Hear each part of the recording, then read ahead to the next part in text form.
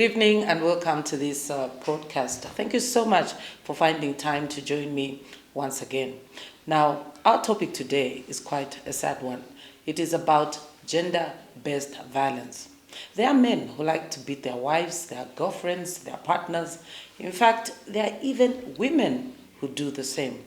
Gender-based violence is quite prevalent around the world, and sometimes victims take the law into their own hands to end the abuse by committing suicide or even killing the abuser.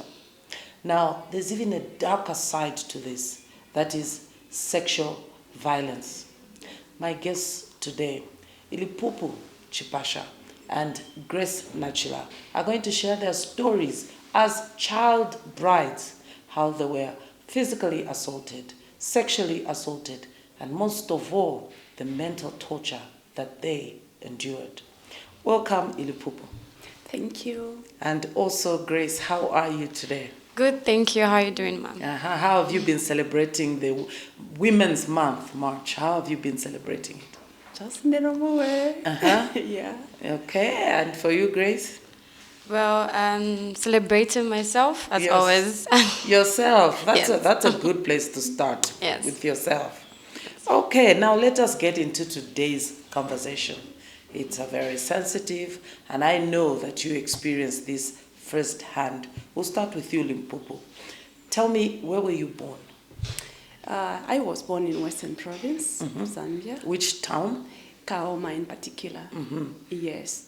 We lived in a resettlement scheme, which is situated about 8 kilometers away from Kaoma Boma, which is called Kalumange Resettlement Scheme. So it's quite rural. Yes, very rural. Okay, and yes. How many children did your parents have?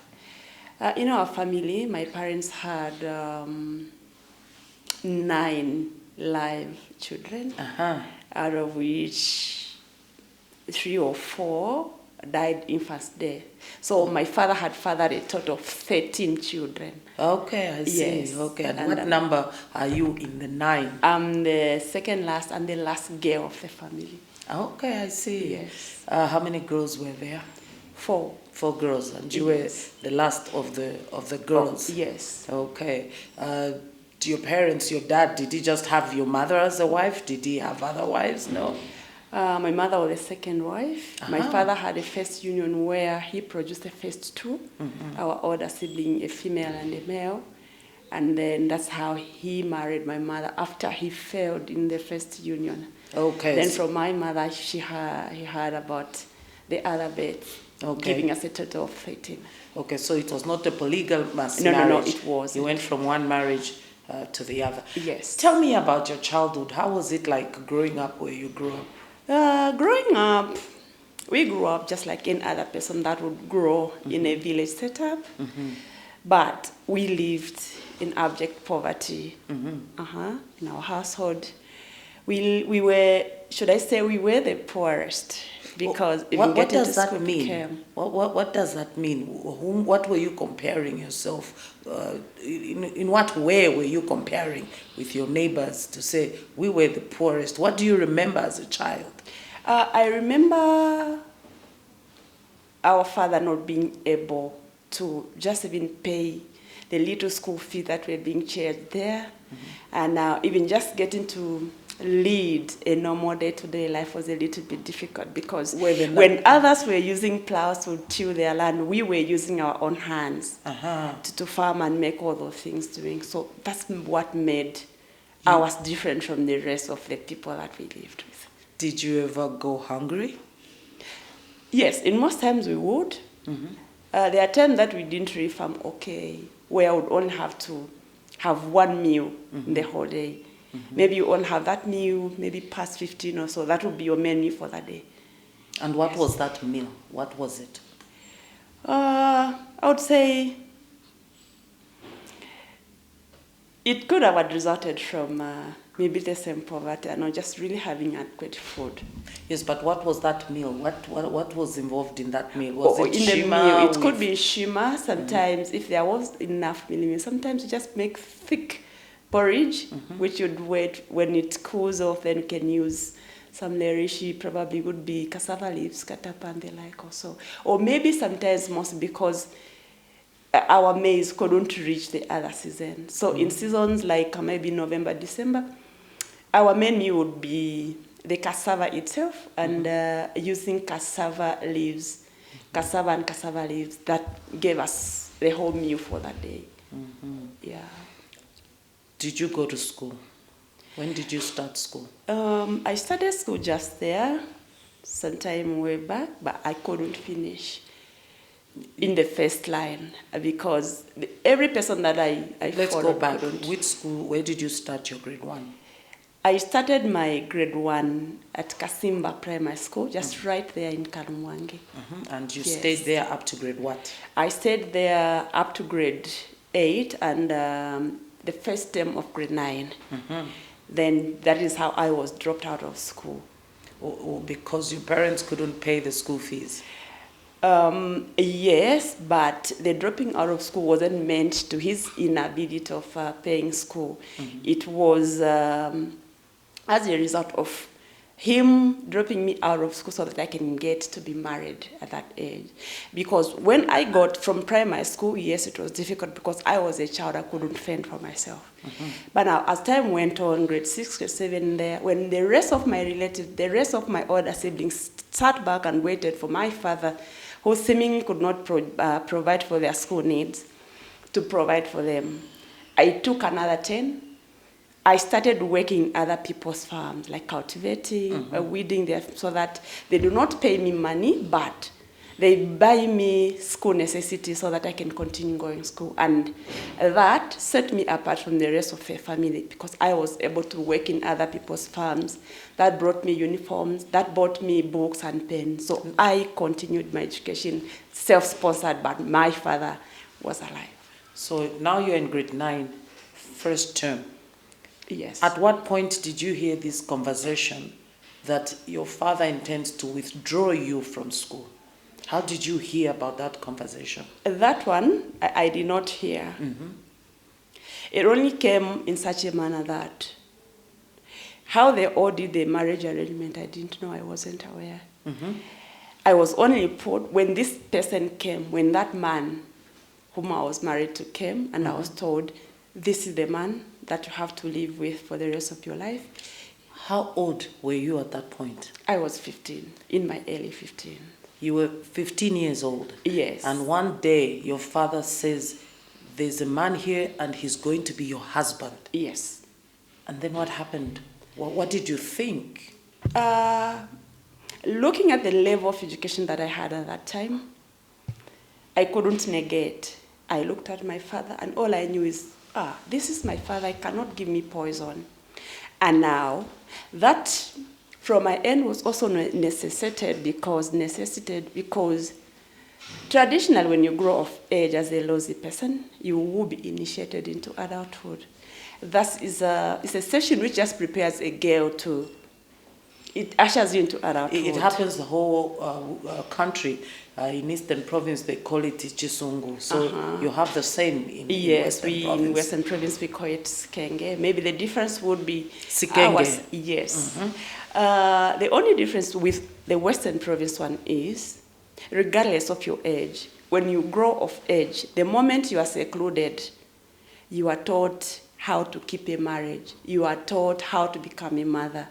So mostly in Western Province, you do not do kitchen parties because all the kitchen party components, everything that a married woman has to be done, is given to you at that age of your menarche. The moment you see your menarche, you are taught how to be a woman. It's just at whatever age, whether you are secluded at 13, at 14, means the moment you are out of that, the moment you are celebrated, you are now ushered to the world as a fully grown woman that can keep a home. Is that what happened to you? Did you go from Sikenge, then immediately your father said, it's time for you to get married? Yes. Is that what all fathers do there, or it was just for you because you as you described it, that your family was in abject poverty?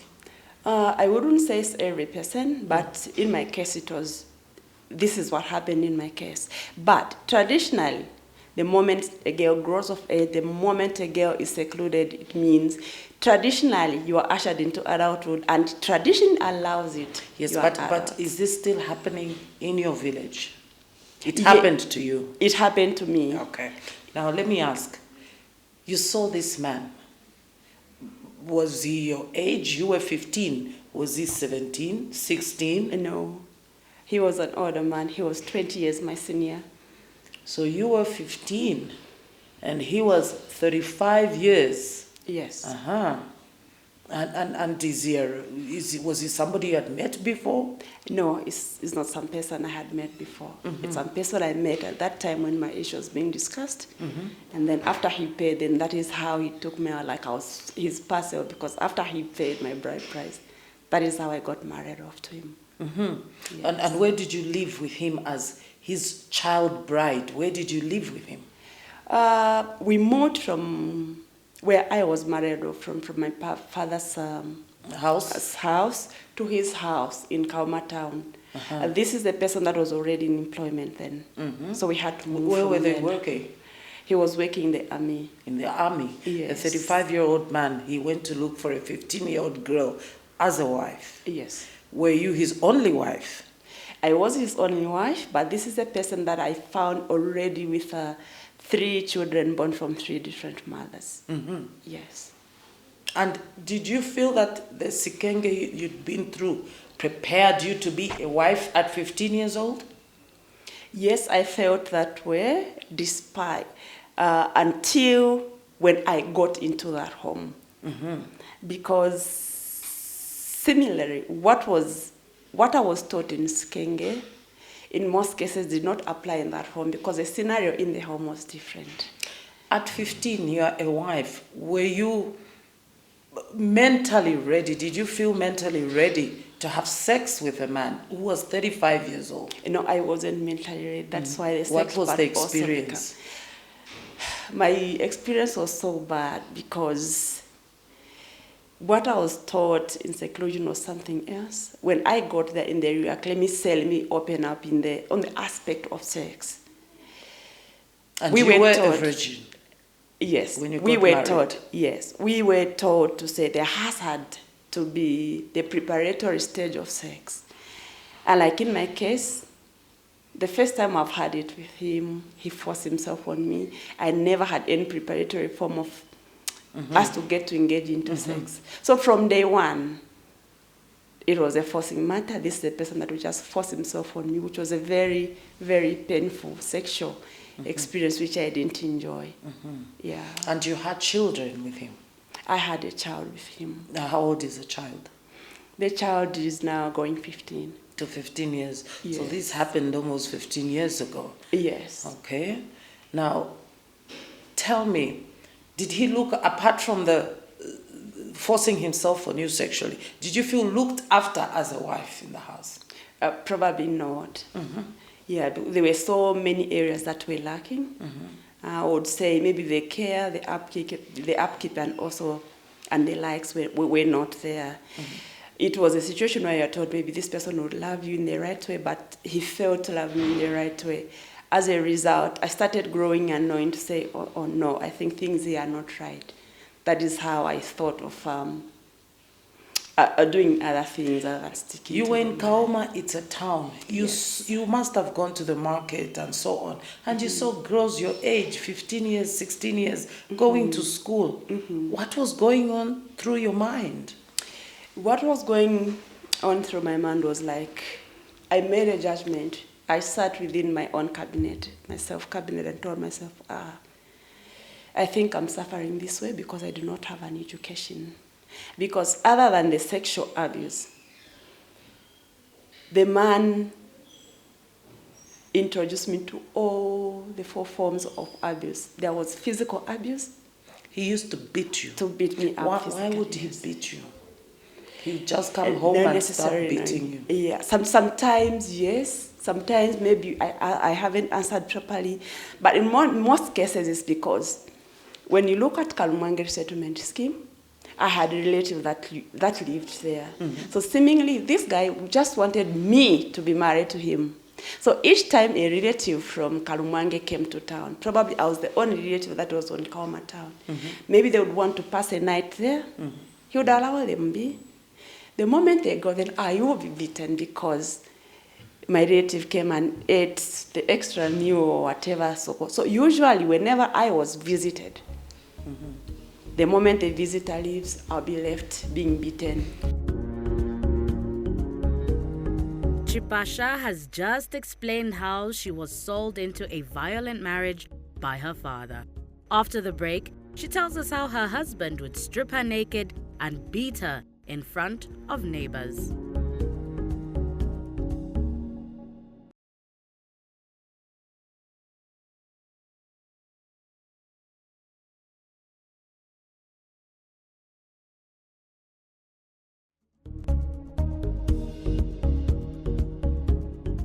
So he would sexually abuse you, he would physically physically abuse you, and socially also, because his money was his money. Sometimes you send me to go and get paid his money. So neighbors would see, she's being well taken care of, because I would be sent like a child, go and get paid. I would get paid, yes, from the bank, bring the money to him because it was the money on. When people saw me getting the money, they'd be like, okay, this one is not socially abuse, the economic abuse is not there. When in the real sense, it was there. Also the mental. Did you sleep hungry sometimes at your husband's house? Not really, not because he deprived me of food, but I would go. There are days that I slept on an empty stomach because mentally I was disturbed, like, how could this person beat me? From beating me again, he still want to have sex with me.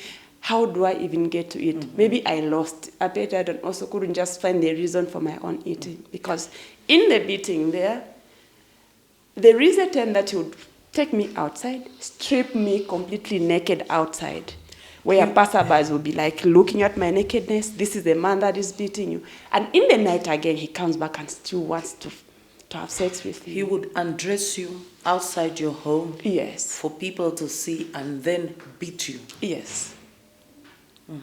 Yeah. You had just left school. Did the school authorities come looking for you? Did they go to your parents to find out what had happened to you first term grade 9 when you disappeared from school? No, they did not. The school management did not, unless if my late father didn't tell me. But in those days, probably I don't really think that they ever did such a thing. They didn't. And nobody, when the people saw you being undressed and beaten, what did the neighbors do? Those that would be there, maybe they would just be there. But visibly, I can remember vividly is just seeing children in the garden, like maybe neighbors would be there, and when this is a married husband that is beating the wife, probably some people wouldn't really want to be active bystanders. They would just be there, Maybe if people had a phone that would capture, maybe they would just capture, start watching. But who would really come? This is a man beating the husband naked in the broad daylight. The wife, broad daylight, naked. Who would really wish to come? They would rather take a distance and then just mind their own business. Did you think about going to the police? In the first place, I really used to think about going to the police, but some other thought used to hold me back, because at seclusion I was taught to say, whatever you encounter in your marital home, those are your secrets. You do not need to share them with even the person that initiated you, because you're a grown-up person, you are able to handle your own issues. Until such a time when I felt I've received a lot of beatings from this man. Let me ask I you, died. as a family, did you go to church? Yes, we went to church as a family. Even in our case, when my being ill-treated escalated, I involved the church. The elders of the church that I went to, I involved them. They used to come home, they would want to talk to us. So sometimes when I call them to my then husband, who's now my ex, they would come home. Oh, mister, this woman has a complaint. They would explain, as I've told the church elder. That man is this person that would just maybe even turn the face against the elders, would face the other The other way. The other way, saying, may I use Nyanja in his own words? Bayoda kaino wamene oyo ali na vuto. Kamba naye wamene oyo nzambo mberera. She doesn't listen. More than wife, 5 she's a times. problem. Yes. Wamene oyo kaindi ali na vuto. Kamba vene mzambo kambira nani. Nzambo mberera, he looks the other way. So he'll just listen to the elders, but tell them that you were the problem. Probably not necessarily telling them that I'm the problem. Or he would tell the church elder it is myself that has a problem that I needed to share with the elder. Brought the problem with the elder. So as I tell the elder, as I explain my ordeal to the elder in his presence, he was listening just, was facing the other way. Yes. We've heard of stories of women who are abused, and sometimes they've ended up either committing suicide or even killing the abuser. Did you have any such thoughts? You said you had such mental anguish. Especially he would beat you, strip you naked, beat you, and then want to have sex afterwards. All I did was to oblige. I told myself, even if he beats me this way, I vowed never to harm even a hair on his body. All I did is I waited for my mentor to settle so that I can be able to leave the abusive marriage. And now, luckily, that time came. I will get back to you. For those of you who are watching us today, the issue of gender-based violence is real. And if you know anyone, you suspect anyone who might actually be going through this, it is important that you assist them by reporting to the special victims unit at the police or somebody in the community who can be able to assist them. Because sometimes the women are not able to come forward because of various considerations. They have children, they are not economically empowered, and they feel that they probably have to endure, as Ilupupu has told us, that she was trained as a young girl during her initiation, that she had to endure whatever her husband did to her. So let me now move to Grace. You're hearing Ilupupa here describing what she went through. Yes. Tell me about yourself. I heard it happen to you as well. Yes. Tell me about yourself. Well, my story is not different from Chipasha's story. I was born in Isoka district, Isoka. Isoka. And we moved to the Copper Belt, I think when I should be 3 years to 4 years. And that's where I started school from. I started early. I should have been 4 or 5. I was at Riverside, a primary school, should be a private school then. Yes, and in 2003 we moved to Lusaka. And primary school, I started school at Chilenje Basic School then. It's now a secondary school. And my secondary school, grade 9, I went to Ridgeman Basic School. Secondary school, I did my secondary school at Arkan Girls Secondary School. And all this time you were living with your parents? With my father. So my story, like I said, my story is not different from Pasha's story. I am a survivor of sexual gender-based violence. I was sexually abused by my uncle. Your uncle was living with you With at us, your home? Is this from your father's side? From my father's younger brother. Your father's younger brother? Yes. In a traditional sense, your father? Yes, my father. My father. It all started in the Copper Belt, in Dora. How old were you then? Well, as far as I can remember, I should have been 4 or 5.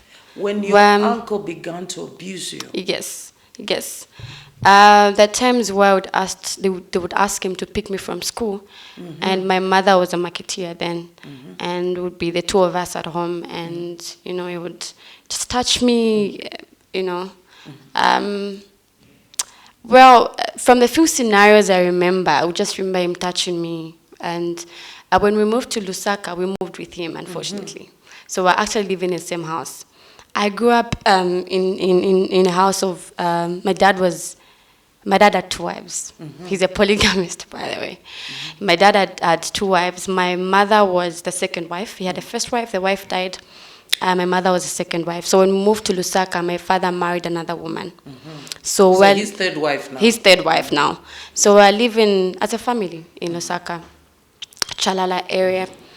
And when we moved to Lusaka, things were not good for my family. I remember my dad was just doing piece jobs.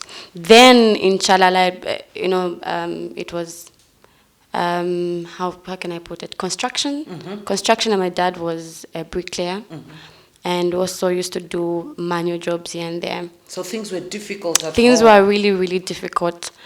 And we're living as a family. We're actually more than 10, because there was my brothers, my aunties, and my uncles. But tell me, this uncle of yours was touching you. Even as a child, you could tell that this was not comfortable. Yes. From the Copperbelt to Lusaka, you never told your mother? So I lost my mother, my biological mother, when I was 6 years old. Just, I think a few months into Lusaka, when we moved to Lusaka, my mother died. And honestly, I would be very honest. If my mother was alive, I would have told her to say, this is what's happening to me. But then I was living with my stepmother. And you were not close to her? We were not so close. And then my dad was not always at home. And honestly, it was a bit difficult for me as a child. How many children were there? Why just you? Was he doing this to other children in the house? Well, I was the only female child who was a bit older. Because my stepmother had a child, should be 2004, 2005. And my mother left my young brother, should be a week old. So I was the only girl in the house. And we had my aunties who were pregnant, yeah. So it started when you're about 4 or 5, until up to what? Until I was 10 years old. And you still could not tell your father? I still could not tell my father. At those days, fathers were kind of strict, and my dad was one type of a man who was a no-nonsense man. You can't even to speak to him. It wasn't easy. You can't even sit down and say, this is what's going on. And for my stepmother as well, I don't know if she was busy. Well, I can't say she was a bad mother, because I grew up with her, and she taught me a few things here and there, but... Were you threatened by the uncle to say, don't tell anyone? Yes. On many occasions. I see it's making you very emotional to remember it. It's for me, it's something that when I think about it, I feel very bad, and I fear. I fear for my daughter. I fear for young girls around, because I imagine having such a person in the house. 10 years you must have been at school. You were not able even to tell the teacher? Well, my teacher really could notice my change in behavior.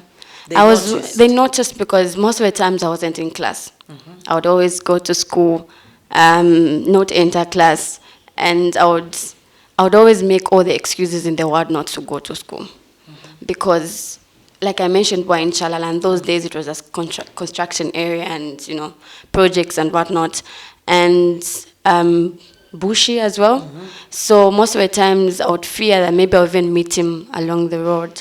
Because it used to happen when my dad and my mom and my older brother and my aunties have gone to church, like choir practices, in the afternoon or in the evening, and would come and, he really faked it so much that no one could notice. He would buy me toy drinks when going to school. He would bring me biscuits. He would make sure I'm okay. But then he would always tell me, "Ngawalandanka kuipaya." How old was he when you were 10? How old was he? He should have been in his mid-20s. 20s? Yes. And he'd say he'd kill you. Yes, he would kill me. Ngawalandanka kuipaya. And I remember my stepmother asking him a question. Lyonse, Lyonse mlalanda takaka mwana kalameka. Why her? He used to tell your stepmother that you would. I'm a spoiled child. I grew up. No, really. I grew up. I would always sing. I would always write. I would always find myself doing something, and because obviously I was at a private school then, so I had that, I would always want to, I would always tell myself I want to be a teacher, and, and you'd always say, "Kaitemo kumekaka," And I remember my stepmother asking her, "Why do you always say that?" How did it end? Did he go away, or did you finally tell somebody what happened? like from 4 to 5, 6, it went on different occasions until we started penetrating. At times it would, let me explain the setup, like where we used to stay, unfinished houses in Chalala. So they gave me a room where I used to sleep. So every night would come to my room. And I was a traumatized child because every night I would scream. And nobody would hear you? No, but they would hear me after maybe it's gone. And then when they ask me, they used to tell me, Ali do ale nguru. Like, She's suffering. Yeah, it was to busha, But most of the times I would give them hints like, this is what's going on. He would come, grab me. The time he started penetrating, it's not a good experience. It was something else until I started having sores on my vagina. And I remember when I went to school, my friends would tell me, Grace, matwenzo samba lelo, wenzo sakola sisi. I remember my father being called by my teacher saying, she doesn't look clean, she doesn't look okay. But then it was all, like, okay, maybe it's my stepmother not doing things right. Job. Yeah, a good job. But then this day, I couldn't go to school because the pain was too much. I actually went to school then. My teacher told me to go and bath because I was having discharge. I didn't know it was discharge then, but now I was having discharge, sores around my vagina. I couldn't walk properly, and I went back home. So now I was scared that if my father finds me, I'm still home, he's going to beat me. And my mother will probably shout at me or beat me. So I sat behind the house. So when my mother was going to the bathroom, she found me sitting, and I was opening my legs because there was so much pain. It was too painful. And then she asked me, finish for Nishta we did go school, and I was scared. I was just crying and pointing my vagina. So she took me to the bathroom. When she took me to the bathroom, I remember my stepmother crying and asking me, who did this to you? Non-work And then I mentioned the name. Obviously, they had a clue, Somehow, I believe they had a clue. Somehow, must have known. They must have known. And yeah, I remember my stepmother bathing me, taking me to the clinic. Then there was a clinic, Chilenje clinic, and honestly, I don't know how to describe it now. What did your father do when he found out? Well, they started looking for him. He was working at a certain bar, I remember, within Chilenje, ShopRite, somewhere there. Then he ran away that same day. I don't know if the friends told him, oh, you have done something and they're looking for you. Ever since that day, I've never seen my uncle till date. I hear he's alive, but I don't wish to see him. I hear he's alive somewhere. He once called me some 2 years ago, but every time I hear his voice, I don't even wish to see his face. But he's alive. So it was something that was swept under the carpet. And these are the family. This is something that I always discuss with my father. I wish we did something, but probably. And how old are you now? I am 27. And Yes. what do you do now? Well, now I'm working. I volunteer with different organizations. So after the sexual abuse, life went on. As much as it was a bit difficult, life went on. And when I was 17 years old, after secondary school, I got married.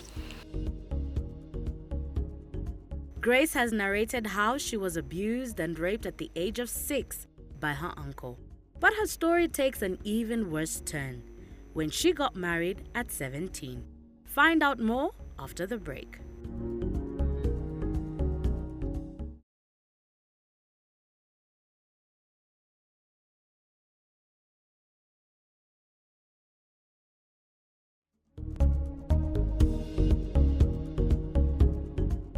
You got married at 17? At 17.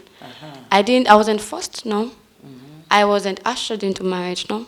It was a decision that I made to get married. Did you feel needy maybe because of being abused as a child? Well, yes. You felt needy and needed to find somebody to love you so quickly? Yes, that contributed. So even when I was growing up, I used to have sexual feelings like, like every day, most of the times. And at some point I thought I can be a tomboy because this is not working for me. I started playing football. I started wearing like a boy. I started talking like a boy because I hated boys at some point because feelings were so strong and didn't want to associate with boys. But again, honestly, being sexually oriented at a tender age really affects, trust me. Where did you meet the man you married at 17? Well, I met him at the time I was at school at Arakan, and he was at NIPA. So yeah. He was at college. He was at college. You got married. And we got married. Was it a happy one? It wasn't a happy one. He was actually 12 years older than me. Then 12 he was years 30. older than you. Yes. So you're also just another child bride. Another child bride. Getting married, it was exciting. Oh, I want to get married. I want to help my father. By then, things were really bad. My father wasn't working. But the marriage with my stepmother ended, whatnot. And for me, it was, I really want to help my family. I really want to go back to school. I dropped my grade 12 and I didn't do so well. And I met this guy before, and he was telling me, Grace, you're very smart. I will take you back to school. I'll take care of you. Look, I was showering me with money, showing me money, and for me, I was like, okay, great. I'll be able to go back to school. My main interest was someone to taking me back to school. What actually happened in the marriage? So when I got married, I actually discovered I was the third wife, the third woman I was married to. 6 months He was a college prior. student and he had already had two No, by wives. the time we were getting married in 2014, I completed grade 12 in he was 2013. at NIPA. He was at NIPA and completed in 2014 as And well, he had September. already two other wives. Yes. So I was like the third wife. So the first one, I don't know what happened. The second one, he told her to go home because I wanted to concentrate on my studies. So I discovered a lot of issues here and there. And being a young girl, people would always ask me, what are you doing here? But then obviously I was young and naive and wanting to... Did he beat you? Yes. I think a year into the marriage, everything changed. I was physically abused. I was emotionally abused, mentally abused. I experienced all forms of gender-based violence. And when I talk of being beaten, I was being beaten. Well, most of the times, I would say maybe I was wrong because I was young. Probably I didn't know how to handle a man. Not even, I wasn't ushered into marriage, so I had no idea of how to take care of a man. So you came out of it thinking you were to blame. That's why he was beating you. Most of the times, yes, I would say maybe because of what I was, maybe the way I was answering. But sometimes it was... But do you think that's an excuse to beat someone? Yes, that's an excuse, but... I mean, do you think somebody should beat somebody because they were not answered properly? No, absolutely no. He used to abuse alcohol and, marijuana and whatnot. So it wasn't a good marriage. It wasn't good. Do you think you're a survivor now? Do you think you're out of it? Have you had counseling?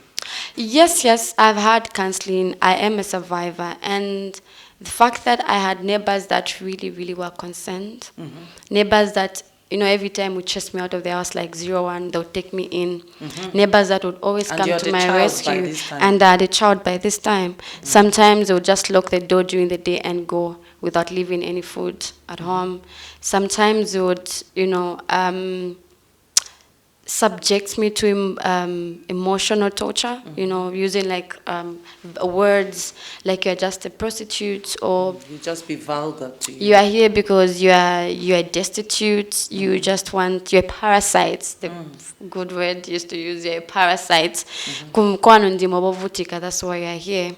I'll get back to you to share how you escaped this. But let me get back to Ilipopo.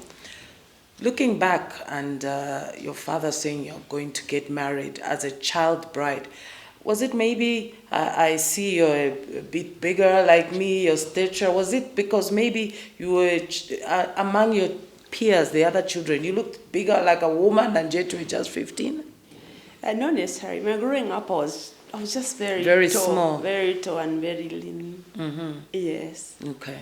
Now, let's get back to You have been beaten so many times. You've been stripped naked. You have a child. Nobody's coming to your rescue. How did you leave that marriage? I left the marriage after getting some tips in there from the peer educators from YWCA in Kauma. When I took my child for under 5 clinic, then there is a brother of mine that lived in Kauma town. So from the under 5 clinic I went there, and then that's how I found those peer educators just having a chat among themselves. And then whatever, they didn't know me. It was just the next year, you know, the village setup. You are here in your traditional yard, the other. So you could overhear people saying, no, the dangers of being a child bride and a child mother, a teen mother, stuff like that. So I really took time to listen to them. And so that's how, after their meeting, I approached them and said, okay, this is my situation here. And then they invited me to their office. They empowered me with the information that I needed, and now it was all upon myself to assert myself and make a decision. So before I could have made that decision, I told myself, oh, I've been through all this because I did not have an education. Okay, fine. You couldn't leave I because couldn't you didn't leave. know where to go. I didn't know where to go, and I didn't want to live without an education because that time the only certificate I had was a marriage certificate and a grade 7 certificate, which couldn't have taken me anywhere. So I told myself, I think I need an education. So I told myself, I have to endure this beating for this year so that I re-enroll in school. So I re-enrolled. You said you're going to endure the beating so you can go enroll into school. Because I needed to get to enroll in school. So the beating I did in the final, I endured in the final year of my marriage because I needed school. If I went back into... So you enrolled back into grade 9? I enrolled back into grade 9. And then? Was still married. So in that school, because I did not tell my ex to say I've re-enrolled in school, because if I did, he would have beaten life out of me. So I kept it secret. I re-enrolled in school, bought materials, read the materials privately myself, because in that home, the 3 children that I found, there was a child that was doing grade 8. At the time, I re-enrolled in grade 9. So I was like, each time I bought materials, I was like helping this grade 8. You were acting as if you were helping the grade 8. So we'd take books, read together. The child didn't know. The father equally didn't know. So I told the school I would not be here due to so problems. And so I only showed up in school when it came to write the exams. So you wrote the grade 9? I wrote the grade 9 and made it to Kauma Secondary School. So when I made it to Kauma Secondary School, that is how I got to open up and said, oh, okay, all this that I've been doing, all this that I've been enduring has been a very wrong way to do. What if I died? So from that time, he allowed me to go to school. And now, because of my decision of going back to school, he intensified the beatings. So I told myself, this I cannot. So you were going to school at grade 10 and being beaten as a wife? Yes. So I told myself, I think I've read through this whole book, cover to cover, I've understood it. I don't really think this person will ever change. Yeah, he's eager to do anything now that I've even started going to school, because he believed that which was hidden in a book, now I was able to read and understand it. I would have been rebellious to him. So when did you leave? I left immediately after getting into school. Grade 10. So yes. That's when you left. Yes. So who supported you when you left your husband? I did it wholly alone. The only support I got was the papers that I got from the Victim Support Unity. But where were you living with your child? When I left, I went to a relative that lived in Kauma town for my trauma levels to come down. And then that is how I continued with my school. So my leaving, before I left, I involved my relative that lived in Kauma to say, this marriage hasn't been like this. Okay. So all they told me is like, you know what? You've grown up. You are now a woman. You went as a girl into the hands of this man. You are now a woman. You can make your own decision. You can make, not necessarily making my own decision of leaving to them. It was uncalled for, because that man had kept them, had kept me. Whenever they came, they were being fed. So to them, that was okay. And now they told me it was a taboo for a woman to file for divorce. They told me in our whole life, in our whole family, even our dead mother, in her family, our father, no woman has ever vowed for divorce due to an abusive marriage. But did you do it? I did it. So to them, it was like, me pandesh. It's a taboo, it's uncalled for, you can't do this one. So Let's I told do them. fast forward. You finished grade 12. You even went to university. Yes. And what did you read at university? I did Bachelor of Arts with Education. I studied linguistics in African languages and English. Yes. And what do you do now? Right now, I'm not as in formal employment. I'm just doing an unpaid intern at some ministry department within Lusaka. Yes. So you're a 15-year-old girl, a child bride, been abused sexually, physically, mentally, emotionally, a mother, and you had the willpower to say, if I don't get an education, another person would come and re-abuse me, yeah. And for you, after you left that marriage, what happened? You also went to university? No, after 4 years later, after the marriage ended, I went back home. Well, for me, I didn't go straight to university because due to financial challenges. But hopefully I go to university maybe next year. Now that I'm ready, now that I know that I'm ready. But I have been doing, I have certificates here and there. And you work with YWCA? Yes, I've worked with quite a number of organizations. And yeah, yes. And just what is your last message to a young woman out there who has been abused, who was a child bride, and they're feeling like you, like, am I defeated? You have to find the willpower to say, I'm alive. What is your message to a girl like that? Well, my message would be, I know it's not easy, I know it's hard, but if I can be here and talk about certain things and maybe be fluent even how I speak, it hasn't been easy. It hasn't been an easy journey, but, make a decision. Think about your life.